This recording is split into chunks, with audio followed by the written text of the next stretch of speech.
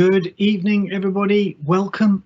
Thank you very much for coming out on a Wednesday evening to the Faculty of Science registration, advising and orientation session. We are hoping this evening that you are interested in either the BSc in mathematics or the BSc in statistics or the BSc in economics, or perhaps you're interested in the BSc. You've been accepted by the Faculty of Science and you've not yet decided where you're going, and we are very excited to welcome you to the programme. We, in this case, myself, I'm Ben Newling, I'm one of the assistant deans in the Faculty of Science. Dr. Dave Keithley is also here, another of the assistant deans. We're part of the advising team, and we'll talk about that a little bit later. We're very lucky to have been joined by 3 of our peer mentors. They are your guides and Sherpas through your first year experience at UNB. So Mana and Clark and Andrew are here, and they may help us answer some questions later on. Clark's actually going to present to you a little bit later when we talk about how to register for courses. And behind it all, waggling all the levers and making everything happen, Angela Regia, from whom you have already had emails and things, has organised this whole meeting and is making the bits and pieces work. We are going to answer questions at the end, so if you keep your microphones and your cameras off for now, when you want to ask questions at the end, you use the Q&A feature. So you type into the question and answer box.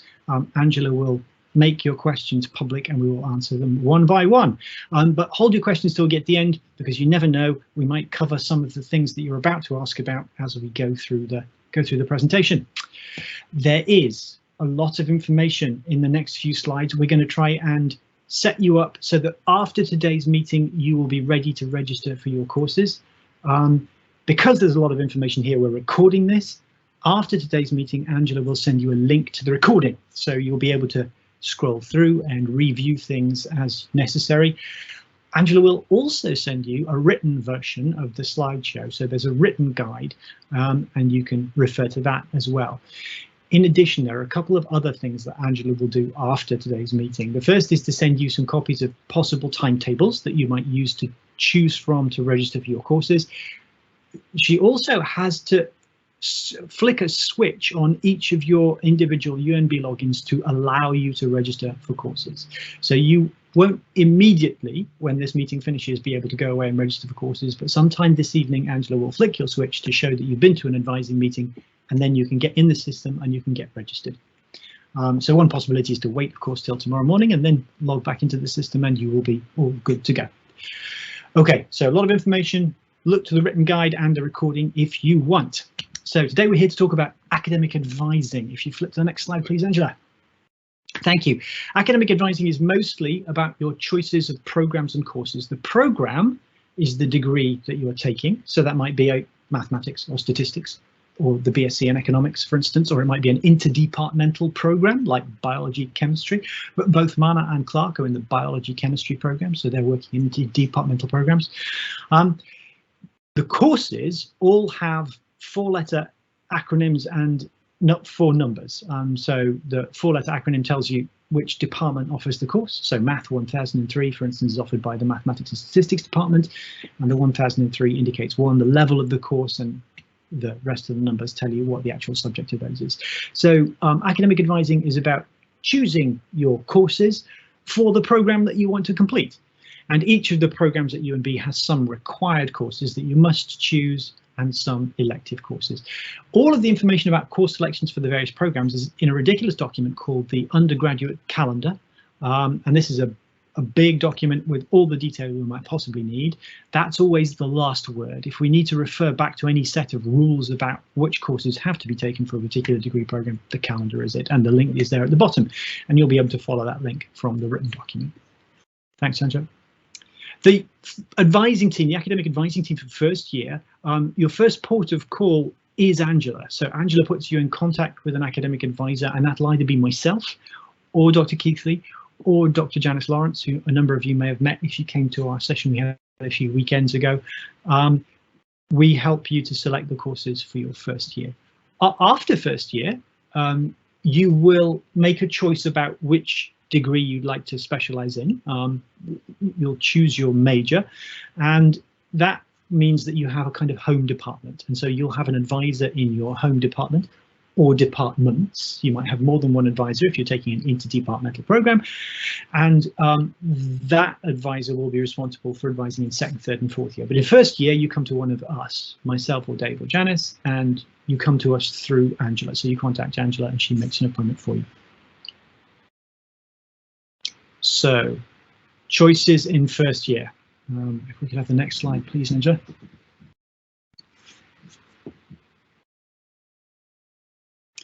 The program, the courses that you choose in first year are the same for all science students in the basic outline.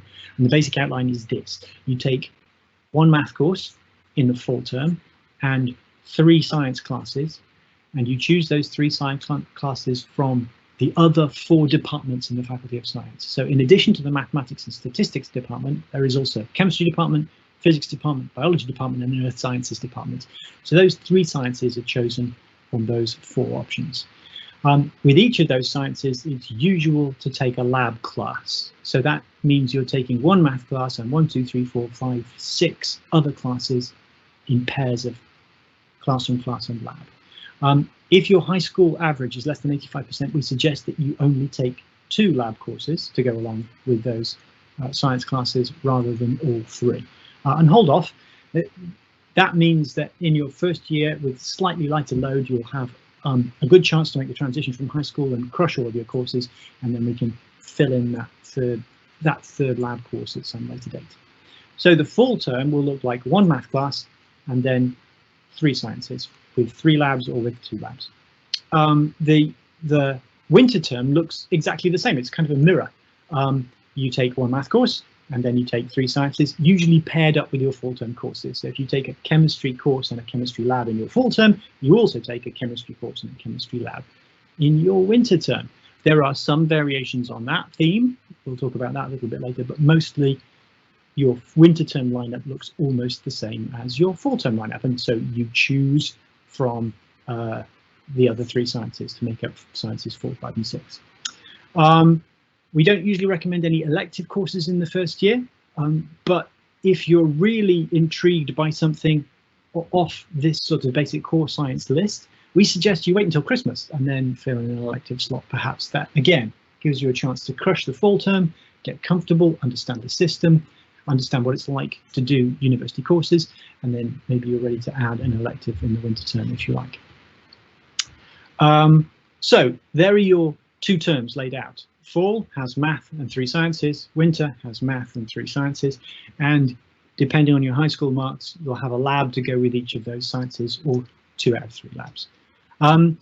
There are some choices you can make in mathematics, which might be particularly relevant if you're interested in the mathematics degree or the statistics degree. Math 1003 is an introduction to calculus. You don't have to have taken any calculus before that. It starts from the very beginning of calculus. Math 1053 is an enriched introduction to calculus. So again, it doesn't assume any calculus background, but it does go a little bit faster and a little bit deeper than the Math 1003 course. So some reasons you might be interested in taking 1053, if you've already done some calculus at high school and so you're already a little bit familiar with the subject and you're worried that you might find a full introduction to calculus boring or slow, then the enriched calculus class can make up that difference. If you are particularly interested in math, if math is the thing that you're most excited about, then the 1053 course has a little bit more depth than the ordinary 1003 course. 1053, so the enriched math class, is usually smaller than the 1003 class as well. So that can be an intriguing prospect. You get to know your professor a little bit better. The small class dynamic is a little bit different than the large class, which everybody else is taking in the 1003 course. In the winter term, 1013, so 1013, is the second of the introduction to calculus courses. That deals with integral calculus. Math 1063 is an enriched version of that course. So the same choice is available to you in the winter term. Thanks, Angela.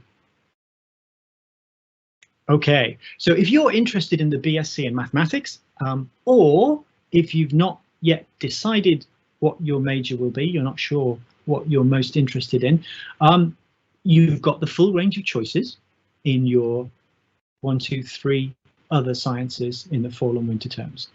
So here are the pairs of courses. If you're interested in chemistry, Chemistry 1001 is the classroom course. Chemistry 1006 is the laboratory course in the fall term. So in the fall term, you would pick Math 1003 or 1053 if you're interested in the enriched class, and then Chemistry 1001 and Chemistry 1006 would be a chemistry selection. If you're interested in biology, 1001, 1006 is the classroom and lab course. If you're interested in earth sciences, 1012 and 1017 is the classroom and lab course. If you're interested in physics, 1051, 1091 is the classroom and lab courses. And in the winter term, there are corresponding courses. Chemistry 1012 is the classroom, Chemistry 1017 is the lab course, and then biology 1012, 1017, earth sciences 1001, 1006, physics 1052 and 1092. Now, you only choose 3 of those. So I would recommend you choose the 3 that you are most interested in. In any course, whether it be first year, second year, third year, or fourth year of your undergraduate degree, there will be times when you think, I really don't want to do that homework, or I really don't want to go to class, or I really can't be bothered to do that reading. In those times, it's your interest in the subject that will carry you through. So pick, I would suggest, the 3 that you're most interested in. And that doesn't necessarily mean the 3 that you got the highest marks in high school, although it might.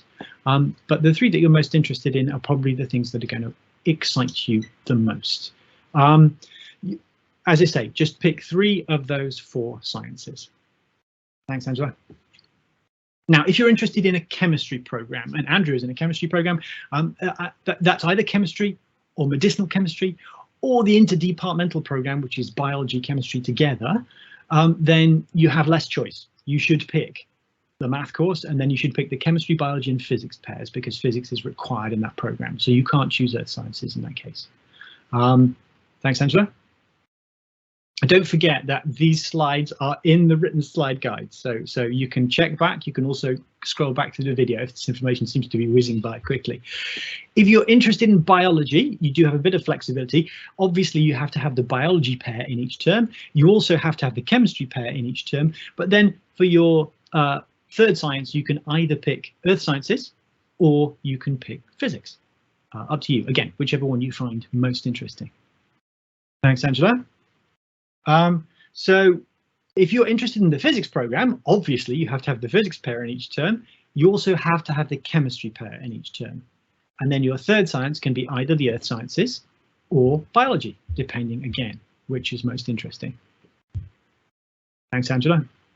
If you're interested in earth sciences, you have to pick math and earth sciences, obviously, in both terms, then chemistry and physics. The exception to that is if you're interested in the environmental geosciences degree program, in which case pick chemistry and biology in the fall term.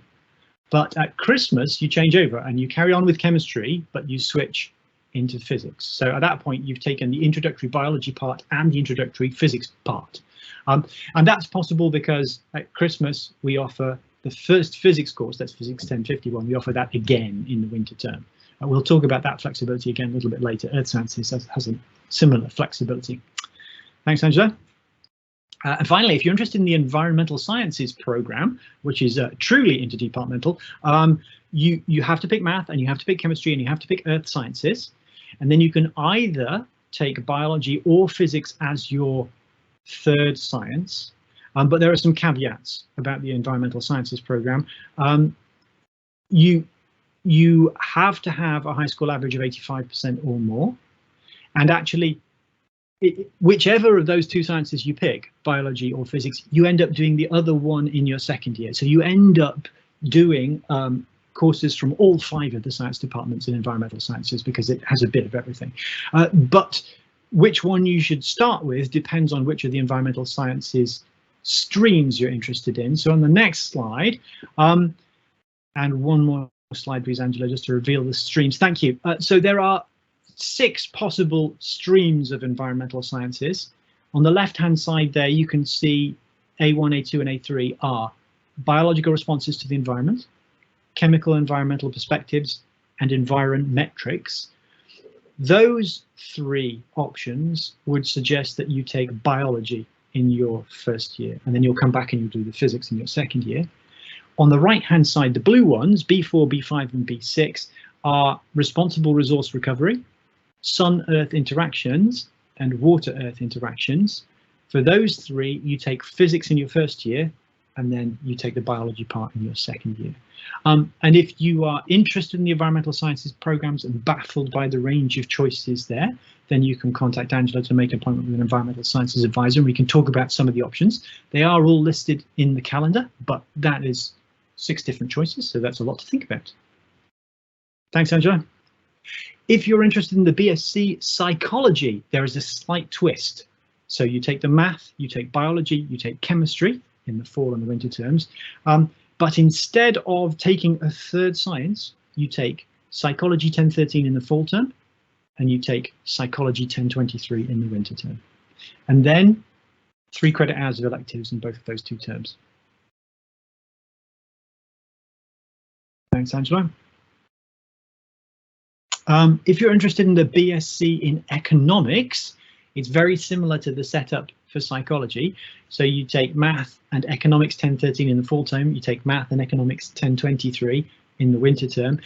You can choose whichever of the sciences to fill out science 1 and 2 in the fall term, science 4 and 5 in the winter term, and labs to go with those. So that could be, for instance, chemistry and biology, or it could be chemistry and physics, or it could be biology and physics, and so on. You can ring the changes.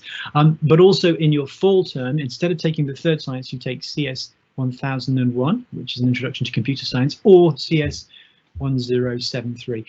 If you are particularly interested in the computer science side of things, and that's what the CS stands for, then I suggest 1073 rather than 1001, because 1073 is a prerequisite to lots of upper year CS courses. So if you're thinking you might want to take some computer science courses later in your degree, then take 1073 there, I think.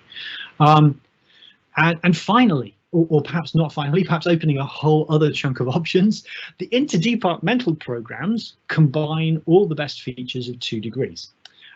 So there's the list of interdepartmental programs is there at the bottom. You can see that we have pretty much all the combinations you can think of. And on the right hand side, you can see that for each of those interdepartmental programs, what you have to choose in your first year. So for instance, if you are interested in the biology chemistry program that both Clark and Mana are currently taking, you have to pick math. Everybody does the math, biology and chemistry and physics in your first year.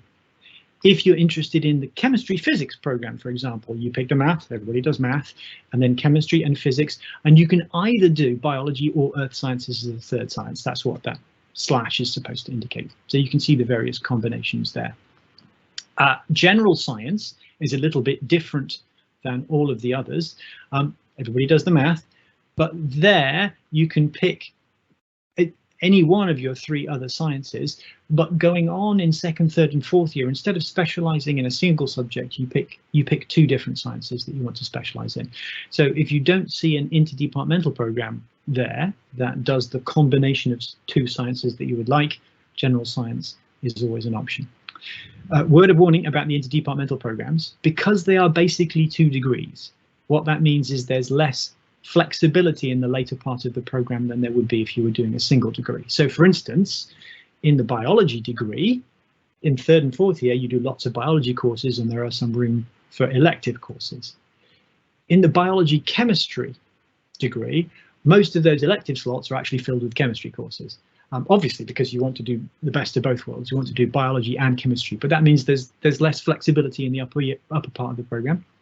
The good side of that is that you get to do all of both biology and chemistry degrees, pretty much. Cool, thanks, Angela. I did mention flexibility there. As well as the program arrangement being flexible, you should allow yourself to be flexible as well. It's often the case, coming from high school into university, that the university version of a subject doesn't feel quite the same way as it did in high school, and that's okay. You're exploring more of the discipline, and you're exploring more of the discipline in depth, and it might be that you find that something you didn't like very much in high school turns out to be your favorite thing at university, or vice versa. Maybe the thing you were sure you were going to pursue at university turns out to be not as interesting as something else completely, and that's totally fine. All of our degree programs are designed to be as flexible as possible. The further on in your degree program you get, the harder it is to make a complete shift without adding a little bit of extra time to your degree. So for instance, if you get to the third year of a chemistry program and then you realize that actually biology was the thing you were most interested in, it might take an extra term or an extra 2 terms at the end to finish a biology degree. But early on, the reason that we ask you to take such a broad spread of sciences is so that you get a chance to try a bit of everything. And that means you can discover things that you didn't know you would like, or conversely find that there was something you thought you would like that you don't like as much as you thought you would do. One of the ways that we build flexibility into the program is that Earth Sciences, the winter term Earth Sciences course, do not require the fall term Earth Sciences courses as prerequisites. So if it gets to Christmas and you didn't select an Earth Sciences course in your fall term, but you realise you might like to try some, then it's possible to pick an Earth Sciences course in the winter. And it's also possible to do the same thing with physics. If you get to Christmas and you realise that you haven't tried physics but you would like to, we re-offer the first physics course 1051 in the winter term, so you can take it then. So there's some flexibility to switch around at Christmas time. And your advising team is here to help you to make changes if you need to make changes. It's possible that you have AP or IB credits that you would like to transfer to UNB. Those can replace some of your first year university courses.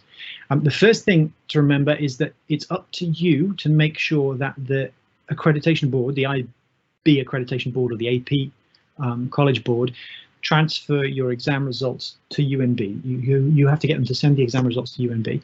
Once UNB receives those results, they look to see if your marks are high enough to qualify for a university equivalence, and if they are, then they assign them to your transcript automatically.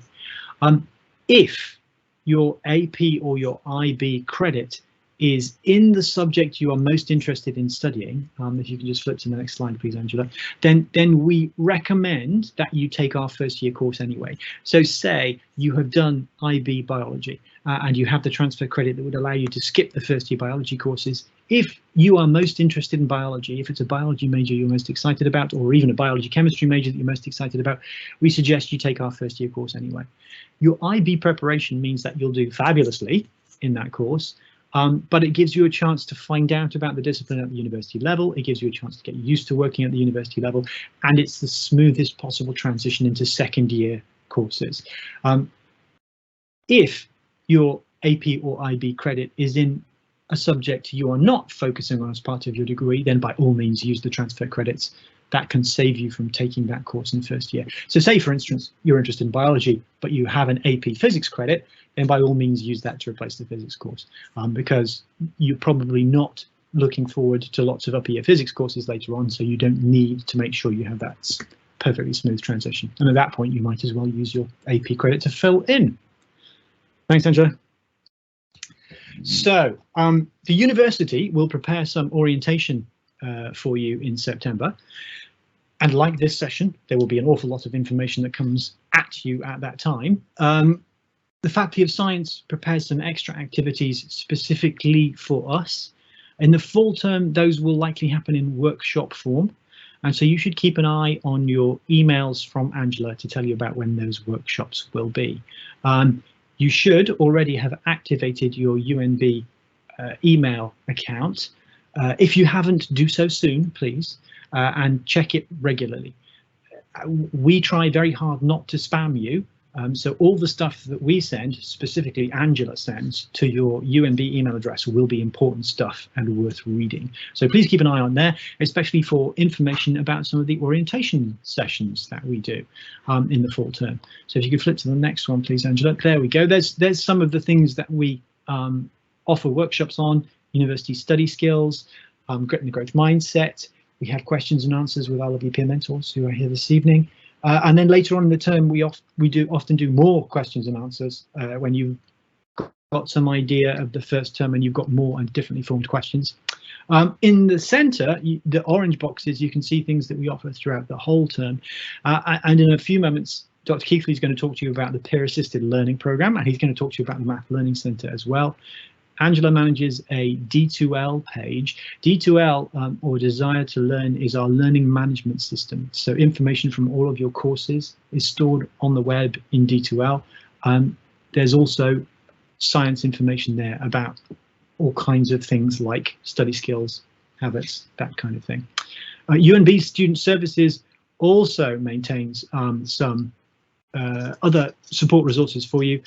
The Writing and Study Skills Centre, Dr. Keithley will talk about that in a little bit, but also there's places in student services also maintain contacts for you to ask questions about health and wellness, about finances, about careers, and about living in UNB residences if you are going to be doing any of that. I'm going to stop there. I'm going to hand over to Dr. Keithley, who's going to talk to you a little bit about, well, all kinds of things. Thank you, Dr. Newling. I believe everybody can hear me. Good. Okay, next slide, please, Angela. Okay, so Dr. Newling has mentioned all the courses that you usually take in the fall and winter. And also he commented that you don't normally take any electives in the first year. There is one other course that you can take, and it's a fairly light load, and so hopefully you'll consider it. It's a course called Science in Context, and it's the opportunity for us to tell you about things, exploring career and degree options. I'll talk to you about how to choose a major and what forms you have to fill in, and give you some advice on what majors to choose.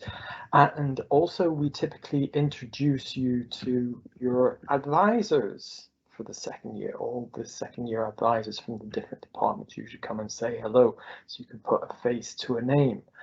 And while doing that, we'll talk again about exploring career options, as well as things like library research skills, writing reports, teamwork, and the concept of good science, identifying good junk science, and ethical science.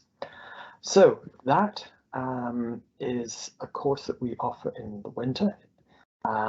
It's highly recommended for everyone. It's only required if you are going to take the environmental science degree. That one, we have it as required for that degree only. Otherwise, it's optional, but hopefully you'll consider it worthwhile taking it. As it's popped up there, you'll meet with your future advisors and you can talk about degree options and choosing a major. One final thing there that we've also talked about very briefly as we're going through is a credit hour. Science 1002 is accompanied with 1 credit hour. What do we really mean by credit hours? So all the courses that you take, Math 1003, 1053, Physics 1051, etc., all carry a credit hour weighting. And all your first year lecture courses, so Math 1003, Chem 1001, and so on, are given a weighting of 3 credit hours. The labs that you take in chemistry and either biology, physics, or science, they have, each one of them has a weighting of 2 credit hours. And so going through the courses that Dr. Newling suggested previously, your normal science load in the first year will be 18 credit hours in the fall and 18 credit hours in the winter, or if you take the Science 1001 course, 19 credit hours. Science 1002 course, 19 credit hours in the winter. Or if you're going to defer that third lab until a future year, then you will be taking 16 or potentially 17 credit hours per term. Now, what's the point of having these credit hours linked to the courses? Well, to graduate, you must pass a certain number of credit hours, and you must pass them at a grade C or better. And the number of credit hours you have to end up passing is variable. It's usually somewhere between 130 and 155 credit hours, depending on the program that you take. And also whether you end up doing a major in a subject or doing an honours in a subject. So you could do a major in biology or an honours in biology. Typically, the honours requires you writing a thesis in your final year, and that's additional work, but typically assigned something between 6 and 9 credit hours. So typically the honours degrees require you pass more credit hours than others. The other reason for assigning a credit hour weighting is that it gives you some indication of how much work you should be doing in each course. And UMB recommends that students spend twice the assigned credit hours on personal study per week. That's reading background notes, reading textbooks, transcribing your notes from lectures, finishing off assignments, and this this double amount of time, you've got to remember, is in addition to the lecture or lab or the tutorial time that you spend.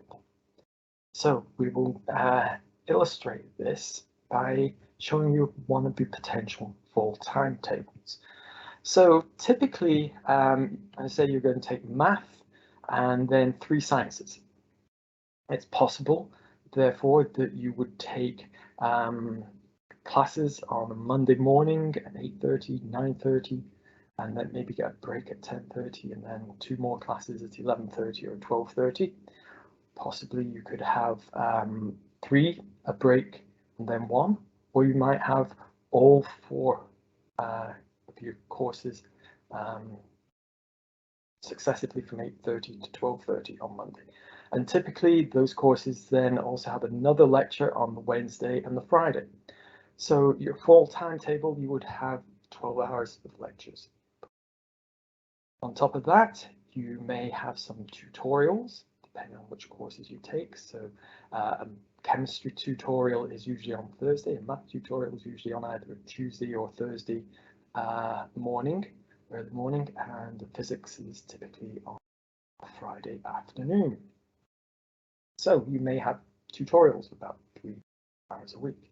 And then you might, you would have your labs. And labs are typically 3 hours a week. And they are usually either on a Monday afternoon, Tuesday morning, Wednesday afternoon, or Tuesday afternoon, Thursday morning, Thursday afternoon, or some combination of that. So you'd end up with 8 hours of labs per week. So that's your class time and your lab time. And we recommend that you spend twice that amount on personal study. So 18 credit hours times 2, 36 credit hours on top of that time when you're in class with lectures. So when you add all that up, that comes to approximately 60 hours a week. Now, how you divide that up is up to you. You could do 5 12-hour days, 6 10-hour days, or you could work 7 days a week to reach your approximate 60 hours. Okay, so it's more than a day job of 40 or 35-hour weeks. You're going to be expected to put quite a lot of work in. Next slide. So I showed you some of the options of when your classes are. When your classes are depend on what courses you're taking. And what courses you're taking, as Dr. Newling explained, depends on what your current interest is and what you think you might want to major in. So the first option that we showed you there was the math option. There was a biology option. Here's the chemistry option, and here's a biology option. And we keep scrolling through. There's lots of different timetables depending on what you might be planning on doing. So again, Angela's going to send you all these options, and then you can look through them, and you then will register for the courses that you see in the appropriate spreadsheet. So armed with that information, you're then going to be ready to register for your first year courses. There are more instructions on the UMB portal and on our SOAR website. To be able to register, of course, you have to have activated your MyUMB IT services, and you will also probably want to have downloaded and explored the UMB Teams app. And after this session has finished, Angela will free you up to go and register, and you then can go and register. And how do you do this registering online? Okay, this is where I'm going to pass it over to one of your peer mentors, Clark, who's going to provide you with a brief demonstration on exactly how to register for these courses.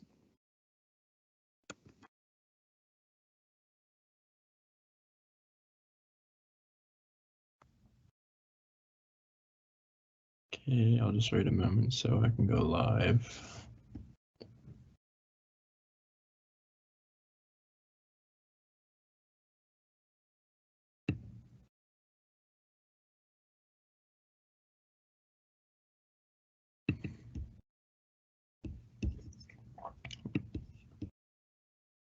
This should look all right for everyone.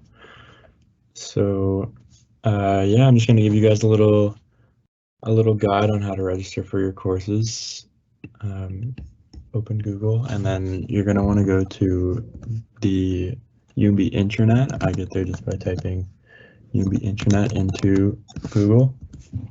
This will take you to the SharePoint site where you can find a lot of the resources that you'll have to access. To get to the next spot, you'll have to there's two options people get there usually. You can go to I Am Student, or you can just go to Services and Information for Students. When you get to here, scroll down a little bit, lots of options to pick from here. Registering for courses is going to be under Student Planning and Registration. Click on that. Okay. So here we have my schedule for the fall. My schedule is all green. It means all my classes are going to work for me. I have no conflicts and such. And just going off one of the sample schedules that you'll receive going into your fall term, you can punch in a 6-digit code that will be on the schedule, and that 6-digit code will take care of all your sections and such. There shouldn't be any conflicts with the code. So I'll go ahead and enter that.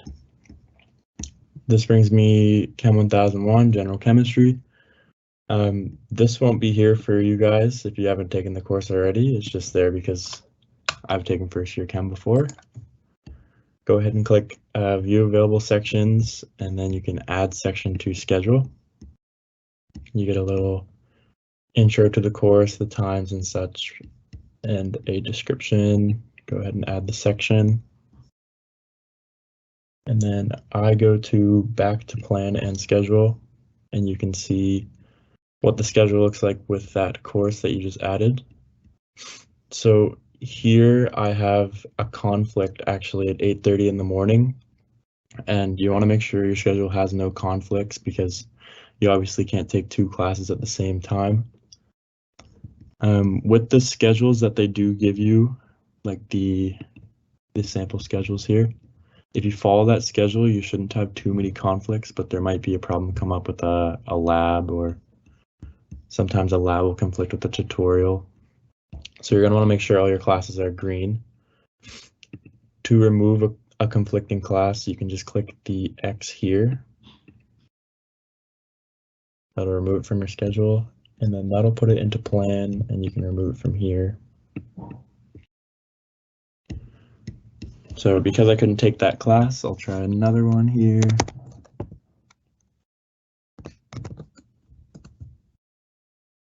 This is your first year physics class. View available sections, add the section to schedule. A cool thing with this one here too, you can see the requisites that you must take for the class. So if you're going to be taking first year physics in your first year, you will most likely or always be taking first year math 1003. But that's just there for your information. Go ahead and add the section to your schedule. You can go back to plan and schedule. Here we can see that the class is yellow or brown, which means you haven't registered for the class yet.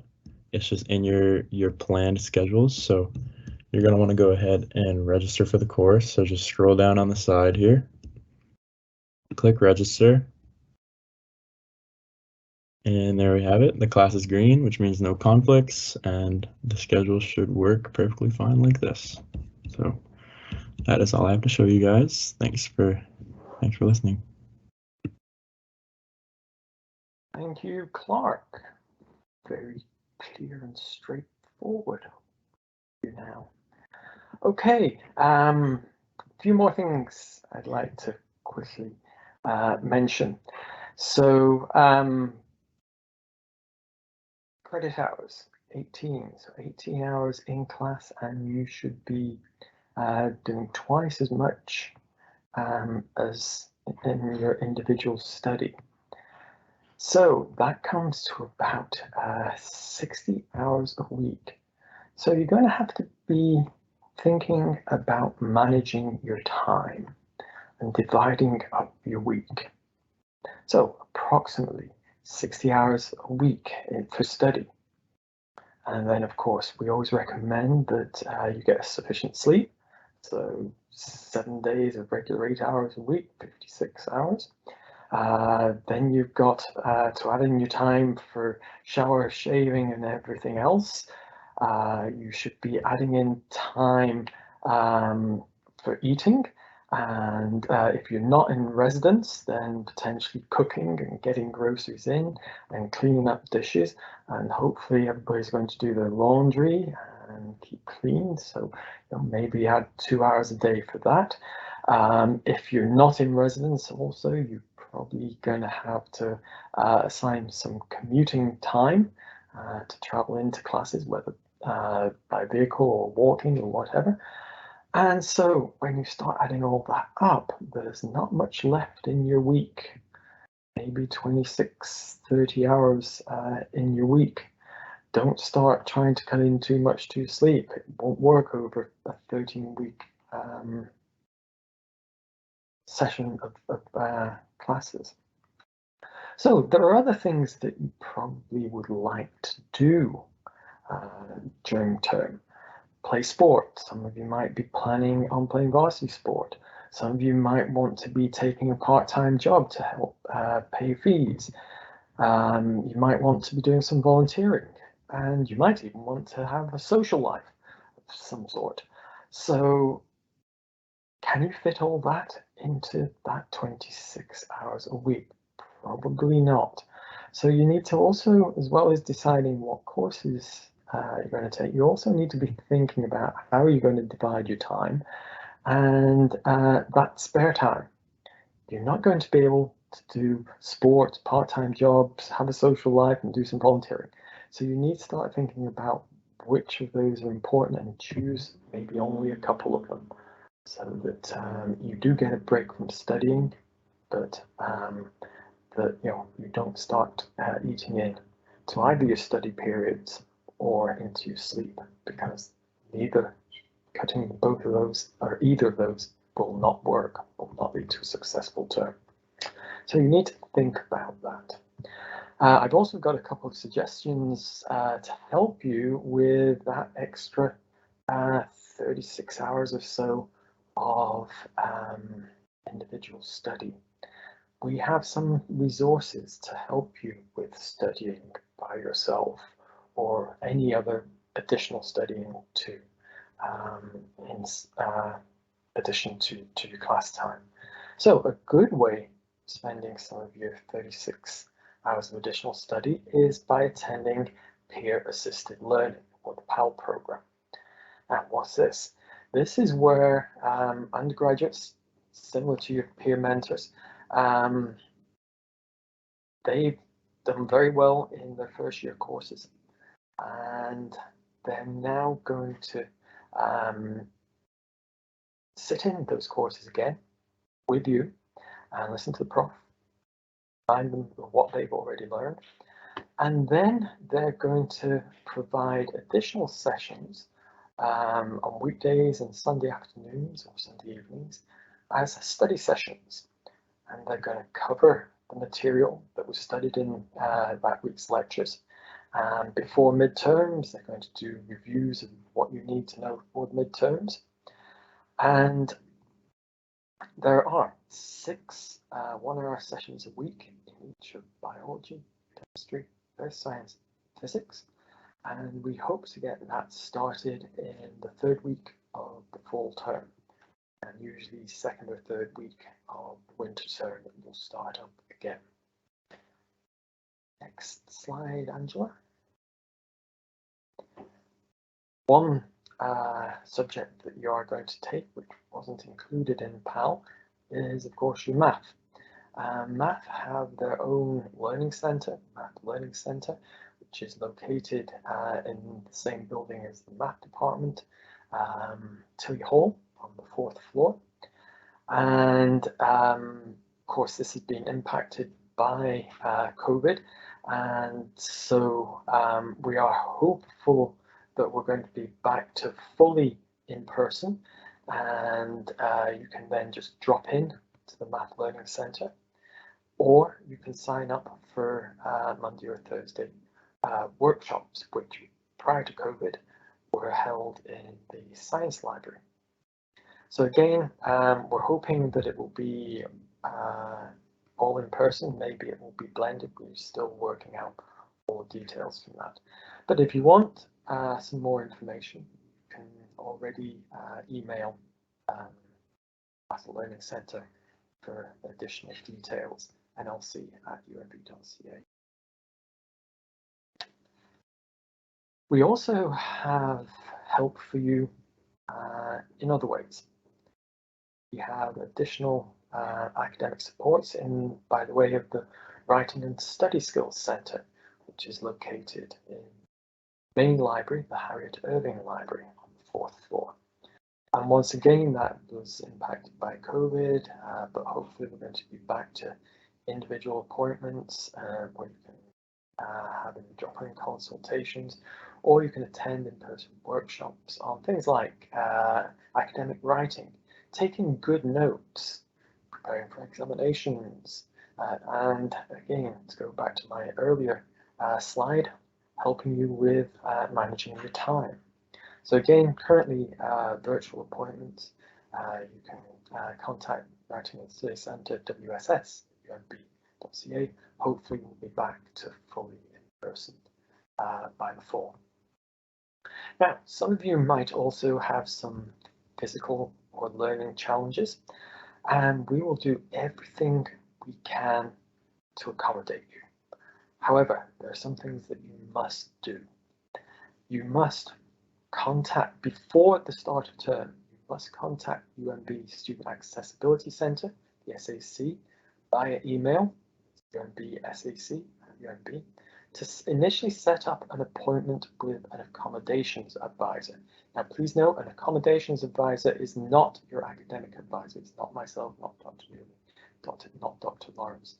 Okay, you see somebody else who's called an accommodations advisor. And they will go about discussing accommodating physical or learning challenge. Now, they will require that you provide recent documentation that has been completed by your regulated healthcare professional. Okay, so you need to, if you have a physical or learning challenge, you need to get documentation from your healthcare professional saying that you've got this challenge. And you can get more information as to what's required by emailing the SAC, but then you go for your initial appointment with them, take this documentation with you, and they will assess, and they will then contact your profs with suggested accommodation ideas for the prof. So you don't just go to the prof and say, oh, I need you to accommodate me. That won't work. You have to go via the Student Accessibility Centre, and it usually gets quite busy as the summer progresses, as people want to get these accommodations sorted out. So the sooner you get started on that, the better. Next slide. Okay, very briefly, there are additional options for you, additional programs that can run concurrently with your program. One of them being the co-op program, where you can combine work terms with paid full-time jobs with your degree. Sign-up instructions and fee schedules will probably be passed on to you at the start of winter term. I'll talk about it in Science 1002. But that's the winter term, so you don't need to concern yourself about it right now. You can't start a work term until you've completed first year with a certain number of credit hours, and your initial term can only be the following summer, so that would be the summer of 2023. Okay, and also, yes, you've got to have a GPA of greater than 2.7. So we've talked about CH, credit hours, GPA. What's that? Grade point average. So initially, when you complete a course, you will get a mark as a percentage that then gets translated to a letter grade, A+, A minus. So again, typically an A+ is anything over 90%. And that is what typically goes on your final transcript, an A+, an A, or A minus. But we also want to be able to see how well you're doing overall. So we also transfer those letter grades back to a number system, which is a grade average. So you get a 4.3 for an A+, a 4 for an A, and a 3.7 for an A minus, and that's also then assessed relative to the number of credit hours for each course. So as you can see, a B minus is 2.7, so you've got to keep your average of over a B minus in order to be eligible for the co-op program. Next slide, please. Okay, that's almost it. One thing I just want to finish off is remind you what Dr. Newling was saying. You've got to keep in contact with us. Although we are present, UNB are present and UNB Science is present on various social media platforms, most of our communications will be via email to your UNB email account. So as of today onwards, while you're at UNB, you need to be checking your account daily. Quite often, the messages that we send out are time sensitive, so you need to get on acting on these emails within the day.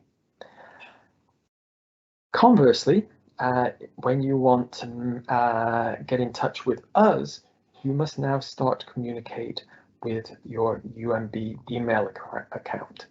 UNB policy requires that we ignore supposed students sending messages from Gmail, Yahoo, Hotmail, because it could really be your parents trying to find out how well you're doing and what your grades are. That's not permitted. So we want to know that it's you. So we want you to use your UNB email, which we know is unique to you, and hopefully your password is unique to you, so we know exactly what's going on and who we're talking to. Okay, I think that's it for me. Yes, now it's time. We've done a lot of talking. It's now time for you to talk to us and ask us any questions.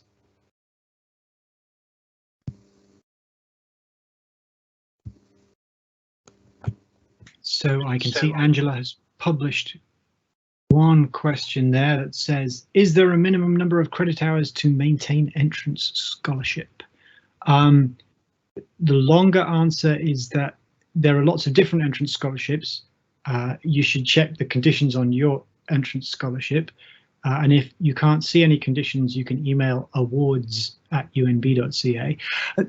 A shorter answer is most entrance scholarships require that you maintain full-time status, and full-time status requires 9 credit hours minimum per term. So that's probably the most likely credit hour condition on your entrance scholarship, but there are different entrance scholarships as well. I don't see any other questions at the moment. So what I'm going to do, I'm going to ask our peer mentors perhaps to tell us some of the things that they wish they had known as they began their undergraduate career. So Mana, would you like to start and perhaps let us know something you would tell your first year self? Yeah, for sure. So a lot of people actually gave me this advice before I started, and I want to give it to you because it was really useful. So just having a calendar is very, very important with like all the dates, especially when you first start. A lot of things happen the same day every week, but when you first start, you don't know, so it's good to like keep track of that. And as months pass, you'll like remember, okay, every Wednesday I have this quiz, for example. But that's really good to have at first, just so that not everything is in your head and you can just look at a calendar and be like, okay, some days I'm really busy and some days I'm not. So yeah, just get a calendar.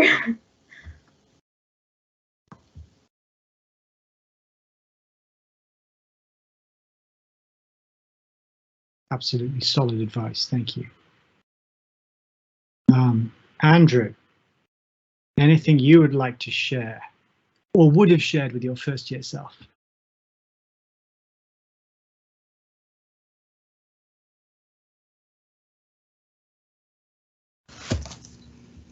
Well, one thing, I had a lot of teachers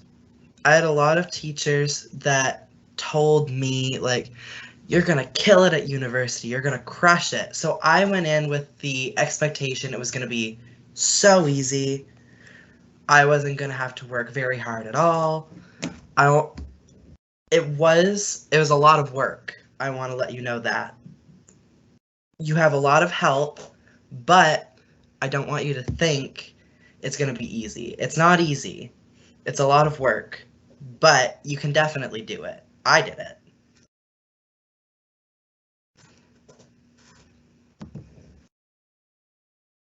Thank you. Solid advice.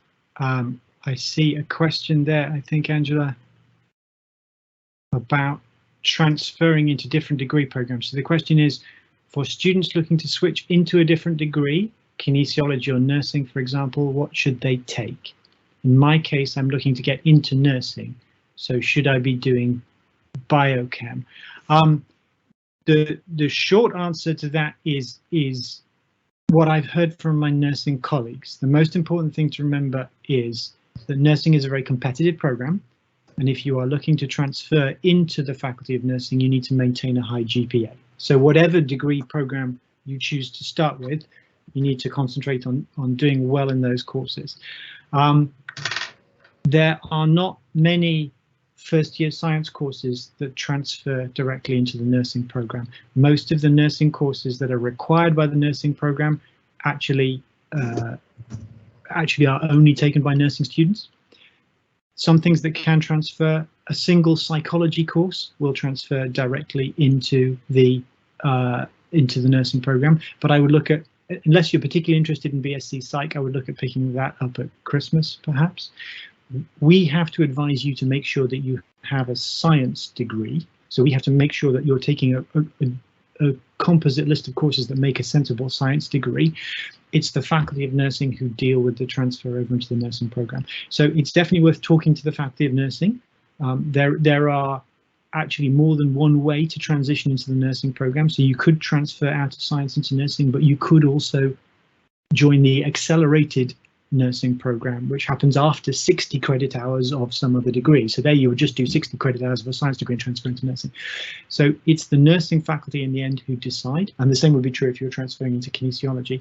But the most important thing is not which degree program you choose at the beginning, but that you do very well in it, because the nursing program is very competitive. As I say, the psychology course is a single one that will transfer over, so the BSc Psych might be worth thinking of. You mentioned that only letter grades show up on the official transcript, for example, A+. So do percentage grades matter at all? In the end, no, not really. It's the letter grades that will calculate your GPA. It's the GPA that calculates your final degree status. I think that's a reasonable generalization. Anybody got anything they'd like to chip in with there? I can see mostly nodding happening. I will just add that the range for A+ may differ for every course that you're in, and it's in the syllabus. So it's not always going to be 90 to 99. It might be 93 or something along those lines. Thank you. Good point, Clark. Yes, the actual translation from percentage to letter grade might differ from course to course. The translation from letter grade to GPA is always the same. That's mediated by the university, but the percentage to letter grade might be different. Thanks, Clark. Good point. Any other questions out there? I don't see any more at the minute, so maybe we could ask Clark for his advice to his first year self. I was hoping you'd come back to me. The one real big piece of advice that I only learned this year, finishing my third year, is that your profs really aren't scary people. Like, I would really encourage you in first year to reach out to your first year profs. They have the time for you. They're not out to get you. If you have any questions about course material, they'll do their best to help you. They're really there to get you through the program and through their class, so don't be afraid of them like I was. Bless you for saying that. Except for Dr. Keeley, he's scary. Yeah, except for Dr. Keeley, who's terrifying. Yeah, no, thank you for saying that. That's absolutely true. It's all of the people teaching you first year science are very excited about teaching you first year science. So go and ask them if you've got questions. The difficulty once you've asked them will be shutting them up, but they're definitely there to help you get through the course. Thanks, Clark. Any other questions we can see out there?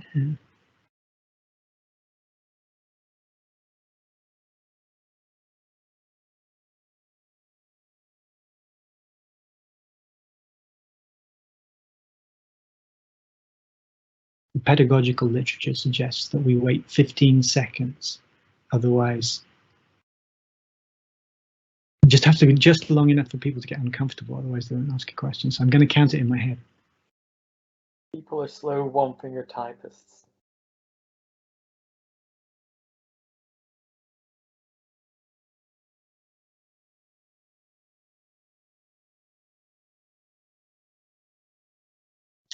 I don't see any other questions, in which case I'm going to ask any of my colleagues. Thank you, Clark and Andrew. Thank you for being here. Anything you wanted to add? Okay, thank you, Dr. Keekly. Anything you wanted to add? Oh, Angela's got something she wants to add.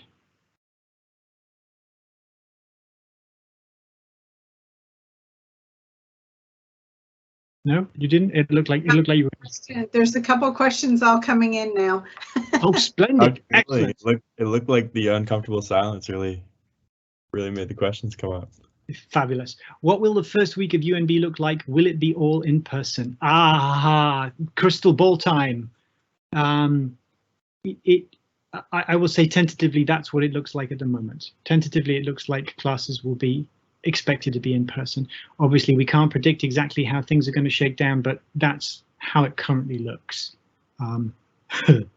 Yes, strange things notwithstanding. Next, what is the email address for accommodations advisors? So if you want to contact the Student Accessibility Centre, it's unbsac@unb.ca. So that's all one word with no space in there. It's just that I can't write. So UNBSAC stands for Student Accessibility Centre at UNB.ca. They suggest an English course. You didn't mention that. It depends what you mean by they at this point. We, as the Faculty of Science, do not require an English course in your first year, nor do we suggest an English course in your first year. If you pick a biology degree or a chemistry degree or an earth sciences degree, I think, Dr. Keithley, then there are some courses offered by the Faculty of Arts that are required at some stage during your degree program. An English course could be one of those courses. If you are considering a professional school after your undergraduate degree, some professional schools do require an English course, but that's a requirement of the professional school, not a requirement of your undergraduate degree. Now, if you're considering a professional school, and by professional school I mean, say, you want to go into dentistry or medicine, or you'd like to be a physiotherapist, if you're considering attending some professional school, it is, I'm afraid, up to you to make sure that you are aware of what courses will be required by that professional school program. And then when you meet with your academic advisor, you can say, I'm going into dentistry at Dalhousie University. They require me to have an English course. How am I going to fit that into my degree program? That doesn't have to be done in first year. In fact, I suggest that you probably don't try and squeeze that in first year. But when you move into second year and say you've declared your biology major or you've declared your biology chemistry major, then in conversation with your advisor in your home department, I would suggest at that point you say, I'm planning on dentistry, I need an English course, or I'm planning on medicine, I need a biochemistry course. So at that point you would make sure you've included things, but it's up to you to keep track of those courses. But mostly you don't need to fit them in first year. I would suggest that the sort of blanket first year that we suggested, and then add those in later. Hopefully that answers the question. We do have a question. When can we register for courses? Good question. Excellent question. So as soon as Angela has flicked the switch against your ID, and by registering for this event this evening and attending, we know that you've been advised. So after this evening, Angela will flick the switch on your UNB login. As soon as Angela has flicked the switch, then you can register for courses, and you can register for courses using the timetables that Angela would send you. What I suggest you do is wait until you've received those timetables and the recording of tonight's session and the written guide before you start registering for courses, because they're all useful references. Angela will flip the switch to allow you to register sometime this evening, but why not wait till tomorrow morning? And it'll be done by then, and then you'll be able to register for courses. So you can't do it now this instant, but it will be soon. We have one more question. What will the first week of UNB look like? Will it all be in person? Oh, I think I did that one, but yes, as far as we know, it's going to be in person. As far as we know, it's going to be in person. But that's assuming some strangeness of COVID doesn't happen. Last fall, at this time last year, we thought last fall was going to be in person, and that was not quite how it shook down because things changed. But as far as we know, in person is the aim. Anything else out there? Going one time. See anything else so far? Going two times.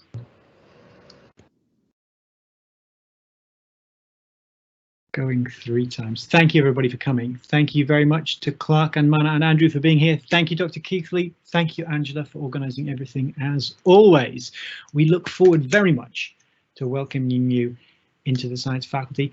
As I say, by early tomorrow, you'll be able to register for courses. We would like you please to have done your registration before next Wednesday. Angela will be checking to make sure you've picked sensible combinations of courses. So please, after the switch is flicked, which should be by tomorrow morning, get it done soon. Thank you.